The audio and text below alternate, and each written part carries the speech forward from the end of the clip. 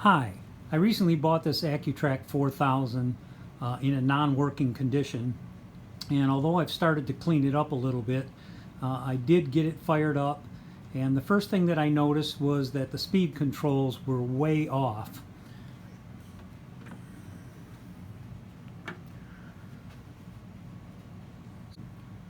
So the speed controls were so far off that using either of the pitch controls would not bring the rotating platter into calibration. So I'm going to show you how I went about fixing that. So here's the unit upside down, sitting on some protective foam down here.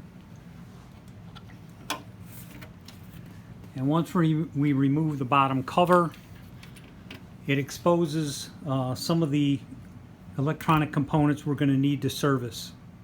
So here are the pots for the pitch control. These two are the pitch control. This one is the sensor control. And what I did was I got in there with my can of deoxit and I shot some of that into each of those pots, and from the other side just rotated those back and forth, exercised them a bit, and then turned it back over. So I found that even after working those pots over a little bit, getting them to operate a lot smoother, it still wasn't enough. So if you look up the instructions in the service manual, you've also got an opportunity to adjust some speed off of the motor assembly itself, and here's the two pots for doing that. So obviously this is a little bit difficult to do, to adjust that speed from underneath. So let me show you how I did that. There's a lot of exposed wiring underneath here once you remove that bottom cover, so you're going to need to be very careful.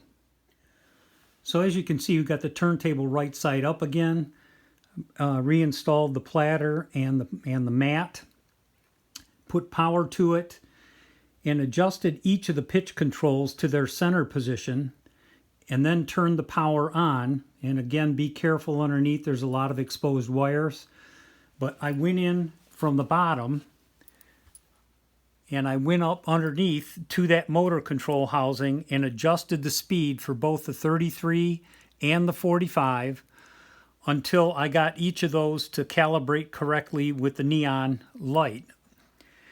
And once those things were calibrated correctly and these were in their center position, now you've got adjustments back and forth where you're going to be able to make any fine-tune adjustments later on.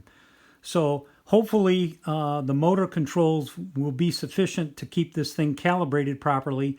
If not, I may need to get into that motor in a future date. In either case, I'm going to go through this thing. It has a bunch of other issues, and if there's any more items that I feel might be worthy to capture, I'll try to get them posted so that you can benefit from those as well. Thanks for watching. Have a good day.